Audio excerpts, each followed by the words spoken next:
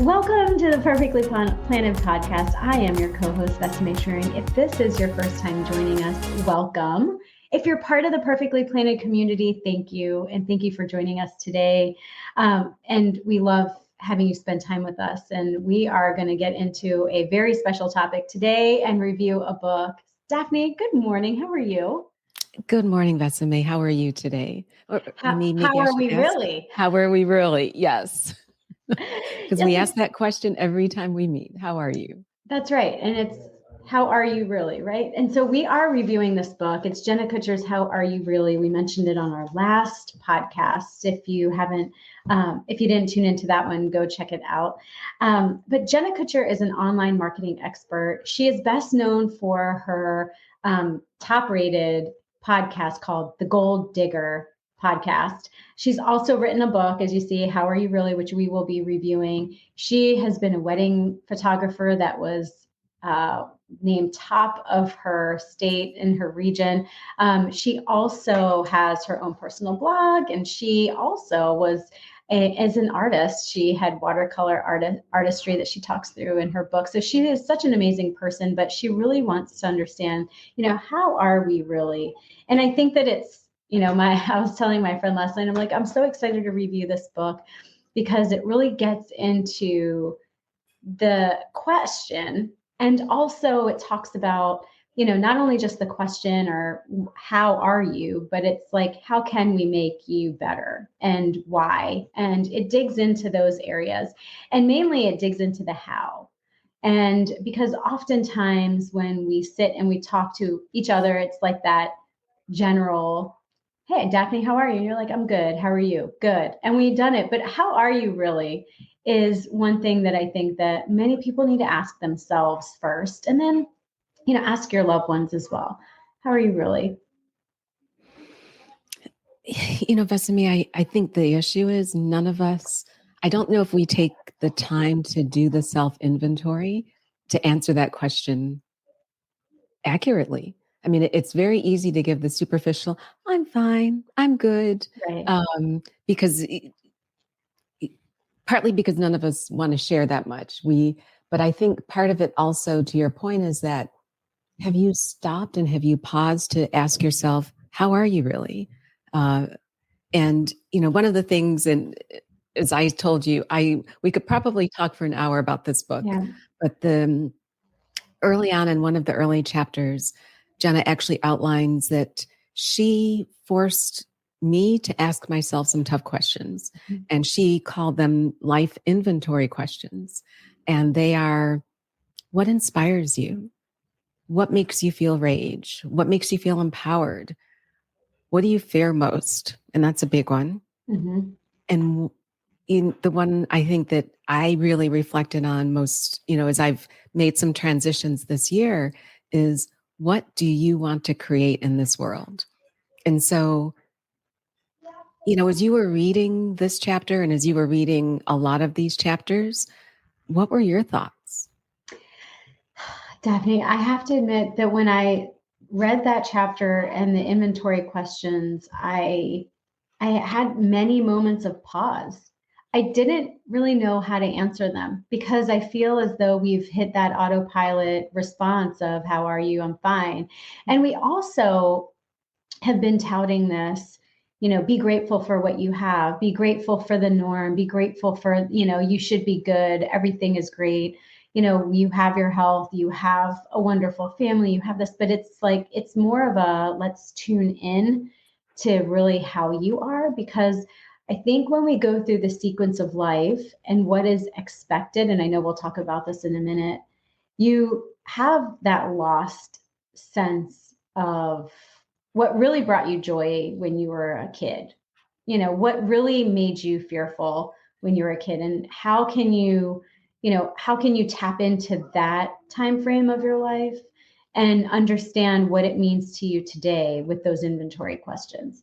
And so, I think that I had mentioned, it's like, I am grateful. I am a mother, I'm a wife, I'm a daughter, I'm a friend, I'm a sister, I'm a coworker. I should be grateful. I have this very rich and life that I am so grateful for and continue to be thankful for as well. But looking back, we were just talking before we started airing, what was my 10-year-old me loving back in the day when it was more of a self-centered, what makes you happy?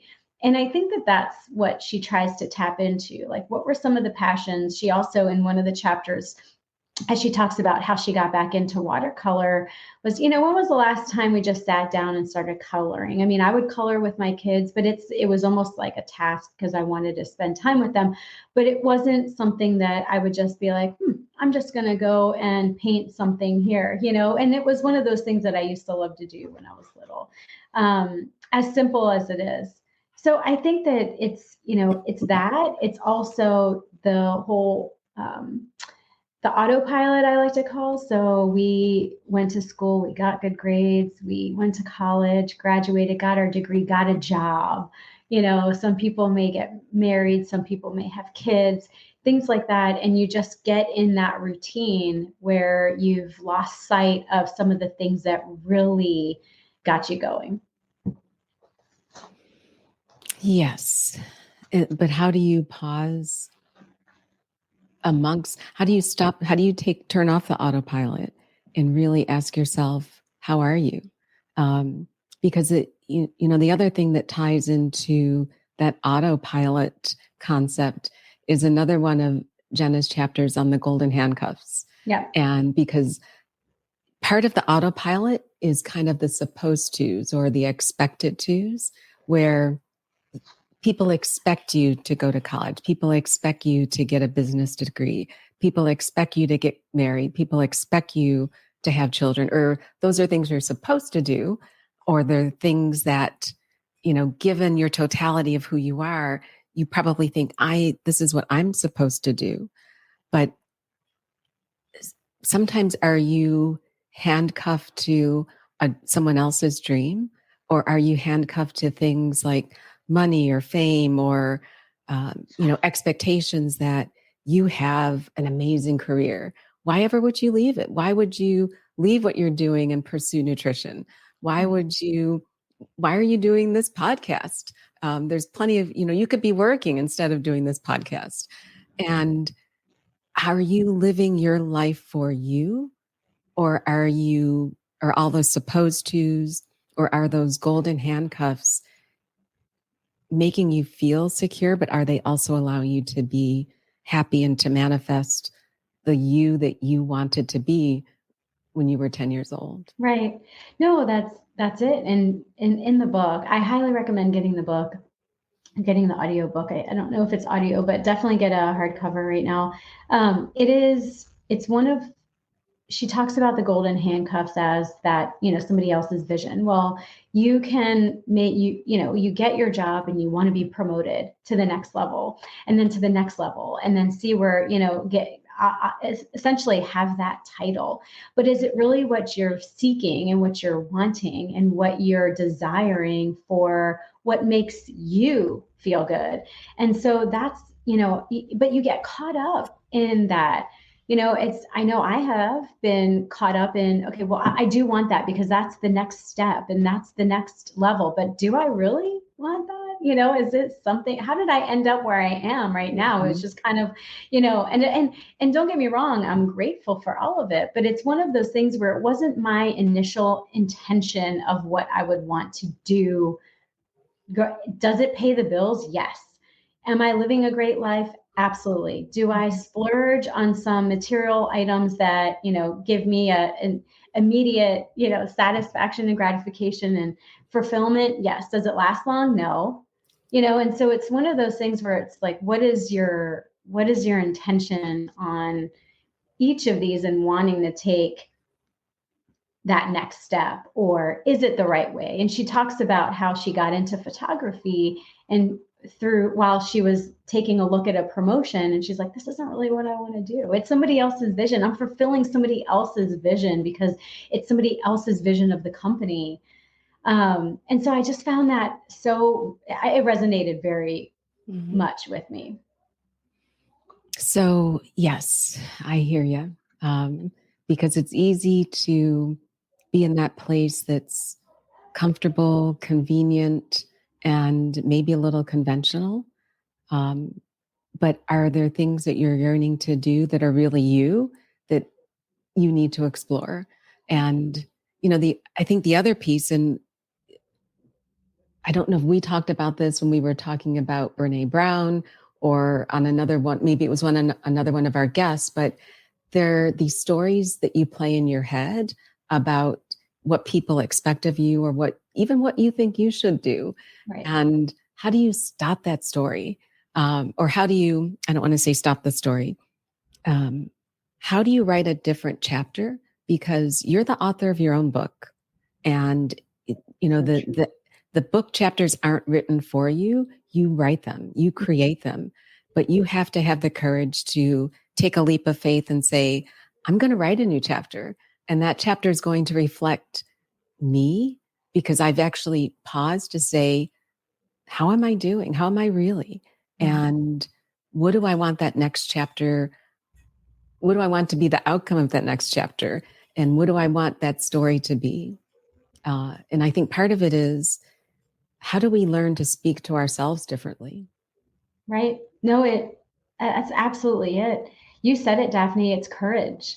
It's courage to take that next step. And taking, I think, one of the questions is inventory questions is, what do you fear? I think that many people can relate that I know my fear is failure. Mm-hmm. Nobody wants to fail. But then if you dig deep into what failure really looks like, Right. it actually pivots you to something else and gives you a building block. So that fear is a good thing because, I know I've heard people say fail forward. It's not, I tell my kids, you didn't lose a game, you learned something. What did you learn? Pick something that you learned from this and then do it better next time. It's that, don't fear the failure. And I think oftentimes you need that courage to stand up. I know lots of people have used the analogy of, kids learning to walk. First you crawl, then you start walking, you fall down. Are you going to stop walking because you fell down, because you failed at that one attempt? So it's those types of things. And I know it's things that people may have heard before, but it's something that I know that to take that leap and to leave that level of comfort and to potentially fail is very scary. And I think that, having that courage to take a step forward and to try something new is something that we should all try. And you know what? Failure is only something that you perceive. Somebody else may not perceive what you feel is your failure as a failure. They may see it as something else, or they may just look away. People don't care. Everybody is a little bit more self-centered than we really make ourselves out to be. And so I think a lot of it is how we speak to ourselves. Don't harp on the negative and harp on, oh my gosh, I'm going to fail. I don't want to do this. It's not that. Jenna quotes, if the words you said to yourself and about yourself were audible for the world to hear, would you be proud of them?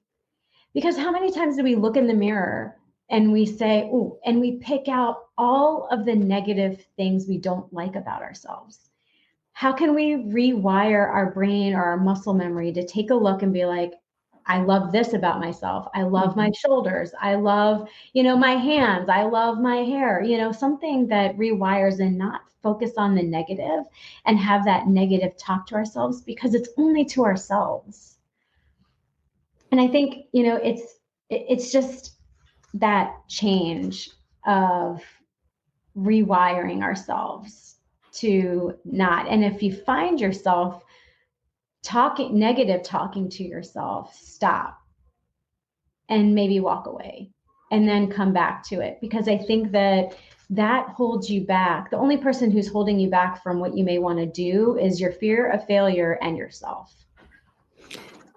So it's almost a circular conversation, because if you never try, so we have made failure a negative, as opposed to failure being, I tried and I learned, and I will take that learning onto my next attempt.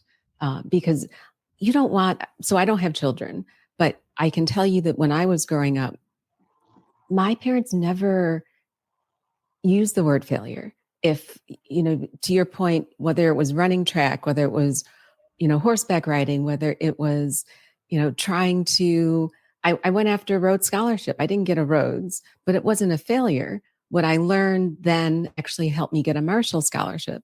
So if you don't try to do things, you won't learn lessons that you can actually apply to your next. And every time I find a wall, the wall can stop you and you can just say, well, there's the wall. I'm not going to go any further. You can find a way around the wall. You can climb up the wall, which takes more energy, but don't let that wall be the obstacle. And I think part of the wall is us, because we have this perception that people will think we're failing. And I think this goes back to when we were talking about Colin O'Brady's book. And, Jenna uses the same thing. You can reframe what you're doing in a different way by using small words. And one of the words she says is yet. That's so right. I am not a nutritionist yet. I am not a successful entrepreneur yet. And that one small 3-letter word, and it's the same 3-letter word that Colin O'Brady uses, it can change how your brain perceives the opportunity from I won't get there to I just need to find the path to get there, because it's a yet, it's not a never. Right. But if you don't try, if you don't get out of that comfort zone, you'll never know what opportunities and how you can impact the world. But you need to have that mindset to think it's not failure. It's accomplishing. You are accomplishing things as you learn. The only one who perceives that as failure is you. But it really is that you are not there yet. Right. And where is that destination? So often, so so in her book, it's like, how are you? Find what really makes you feel like empowered or excited and at home, she says, even at home.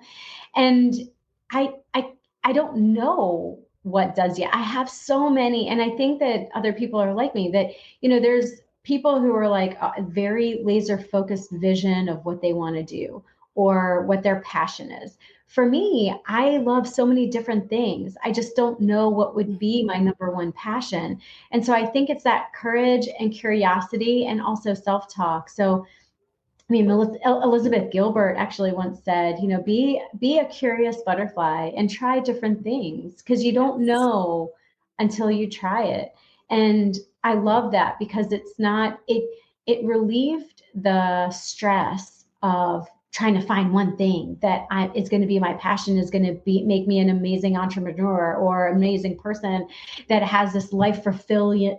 I mean, it's like, I didn't know what it is. Some people it's teaching, some people is, becoming a physician and helping others, or whatever it may be. For me, I'm like, I like everything, I like so many things. And so I think that taking that stress off of trying to find one thing was key for me, especially. And I know that, having that curiosity and really that reinventing of what you want to do and how you want to stay fulfilled in your life. And, because oftentimes people talk about their purpose. Well, my purpose can be tenfold, right? I mean, it may not just be one thing. And so getting that, being curious and being courageous to then take that next step, and don't strive for perfection. I know Jenna mentioned this in a few of her podcasts.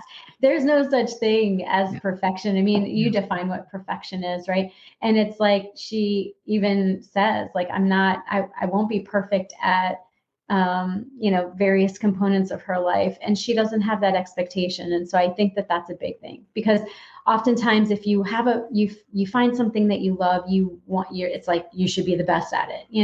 It's not. Let's take that stress off of us. We could be the best that we want to be or can be, but still feel fulfilled. And I agree with you. And, something that a phrase in it, I don't think I coined it. I don't know who to actually attribute this to, but it's perfectionistic paralysis, where you're afraid to even start. I mean, if we had waited to start this podcast until it was perfect, Right. we'd still Yeah. be We'd still be planning. we'd still be planning, right? So I worry that perfectionism, or that ideal that there is a perfect outcome or a perfect whatever you're going to be, people get paralyzed into thinking, I can't start until it's perfect. Well, hell, go for it, because it will become better. But if you wait, you'll never get started. And, so Ves, there's two other topics that I wanted to touch on and we could, I'm trying to keep this to our 30-minute I know. snack as I was opposed to looking, we're our running out of time, 6-minute and I snack. haven't even scratched the surface yet. So I'd love to touch on what is your currency, and then ending with soul savasana. But a lot of people, I think I'm very, I don't want to say selfish, but it's true, because one of the things that Jenna actually talks about in her book is, what is your currency? Is it your time? Is it your money? And I'm very protective of my time, because I've learned in some ways that my time is my currency, whether it's my time in the gym, whether it's my time to sleep, whether it's my time to work, or time to spend with you working on Perfectly Planted. But have you thought about, so one thing she says is that once you define your currency, protect it with everything you can. And have you had, what is your currency? I have to agree with you, Daphne. Mine is time. So there's so many things that you want to do and feel and experience in a day. And so it's twofold. I look at currency as maybe a monetary contribution, right? So to support, but then it's also currency of your life fulfillment too. And so for me, I think that my time is something that I have to extrapolate on, and I need to, because there's so many things that I could be doing with my time. I could be wasting my time on social media. I could be, wasting my time doing something else. I think that, and for me, my time with my children, with my husband, with my family, that's, all of that is so important, right? But it's also something that, as you expand on your journey, and what impacts you and how it makes you feel, like I agree with you. The non-negotiables within my time of my day. So I have to go work out. I have to make sure that I'm fueling my body the right way. I also have to have some social connection with people, with friends, checking in with them. All of that is so important. So I think all of that needs to be within time. I don't want to waste my time. I think time is also so important because we don't have a lot of time. No, we don't. And so that's another reason why I feel as though taking the leap and making a decision and just going for it is so important, because, and I've heard this before, don't trust your tomorrow self. Don't trust your tomorrow self. Like, you could say, I'm going to put this off for tomorrow and I'm going to do it tomorrow, and then you won't do it. Don't trust your tomorrow self. And so every time I start to put something off, it's like I hear that in my head and I'm like, oh yeah, you're right. Like, how important is it for me to get this done today through, my time, through making sure that it's going to be something that's relevant for me, for how I am. And maybe even rephrasing it. So what are you doing for future Vesime that is positive? Yeah. So that future Vesime will thank you for the decision that you made today. Right. Don't be negative. Don't be negative. And the other funny thing we were talking about before we started was yoga. And to be transparent, I was not a yoga fan until Well, it was back when I started teaching cardio with Courtney. And, Courtney was a guest on our podcast. Was it during the pandemic or pre-pandemic? During the pandemic. Okay. So I'll put a link to Courtney's episode in the show notes. But until then, I had not experienced yoga. And I think I probably had a misperception of the benefits and actually what yoga was. But I remember one of our early classes when we were doing a Savasana, and everyone's lying on the floor, and I'm like, it's at the end of the workday, and I'm thinking, gosh, maybe I should get up and leave because I've got work to do still. I need to run back to my office before I leave for the day. So when she first introduced that as the corpse pose, and there were, my mind was going through so many other things, but I understand now that when you're doing this, that you close your eyes, you breathe, you try and reduce tension from your body. And now it's something I do every day. But I worry that sometimes people think that you need to earn a chance to rest, as opposed to understanding that you need that time to rest and recharge, because that's, that energy that you regenerate. Whether it's doing a Savasana at the end of yoga, whether, I do legs up the wall every night now. It's become just part of my routine. But it's that re-energizing that future Daphne is appreciating. But I don't feel like I've had to earn it. I think it's something that I've learned I need to incorporate as part of every day. But what do you think about rest? And do you think it's something that you have to earn, or do you feel it's something that you've learned that you need? So up until, I don't know how many years have you been training me, Daphne? And you put an emphasis for me to rest. You must rest. And it was more of a physical, rest, as opposed to the physical leading to a mental rest. And I found it to be, when you're trying to get to a certain physical level and losing weight, which is not what your main focus of, doing. But anyway, like that, I thought you had to earn rest. And I think that it's most recently changed to needing rest and making it just as important as my daily workouts. And I know that Jenna Kutcher was recently on the Ed Milet show, another podcast that I've been listening to, and she focused on resting. And in her book, she talks about how she has struggled with ADHD, but at the same time, she's like, you need to just sit. When was the last time that you sat and just rested your brain and just sat in the sunshine outside, or sat quietly somewhere in your home, or sat quietly somewhere in like a coffee shop or something? When was the last time you just took a couple minutes? And I remember, Daphne, I laughed out loud because you put my workouts, you put, 2-minute headspace or something, some type of mindfulness piece. And I'm like, I got to go. I don't have 2 more minutes. I don't have 2 more minutes. I don't have 2 more minutes. I spent an extra 5 on the step mill. I'm out of here. And you know what? I was so wrong. Daphne, you were right. You do need to just take a minute, take a breath, reset yourself. And I'm not saying 2 minutes is enough. Everybody has their different timing, right? So maybe 2 minutes is fine for me on certain days, but I may need 10 minutes other days. But taking these mental breaks and these rests and really just sitting still. When was the last time you sat still? I mean, that's something that it's something that I'm continue to work on, because it's hard for me to just sit still. I feel like I could be, again, my time is my currency. If I sit still, I could be doing so many other things, but I need to, again, rewire myself to say, but being still is part of your time and that currency that you protect.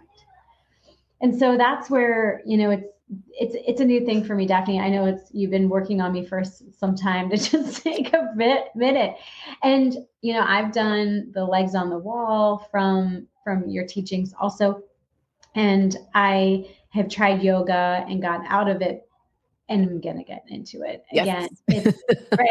Like I know you're going to hold me to it, But it's one of those things where you need to have that peace for a couple minutes, multiple times a day, to just quiet the noise in order for you to move forward and be the better you. Yes. And, I just want to share a quote that Jenna wrote in her book. And again, for people who may just be tuning in, we're talking about Jenna Kutcher's book, How Are You Really? And one of the things that she states is, and I quote, "We can rest and work. We can dream and do the dang thing. We can set goals and boundaries. We can hold on to our values and change our minds. We can start, come back, and hit reset. We can power through, power down, and power off. We can break down and we can still break through." And I feel like that sums it all up in some ways. It does. I couldn't agree more, Daphne. I mean, I think that there are other things. This book has really been quite magical. And through her stories and guidelines, it resonates. The point and the intention resonated so well with me. I couldn't speak more. So one of the, I don't think we realize, I think another part was, don't wait for someday. We talked about that. Don't trust your future self, or trust your future self to do something different, right? Like, let's turn it into a positive. But life is so short. I mentioned that earlier. It is. And we don't realize it until it's too late.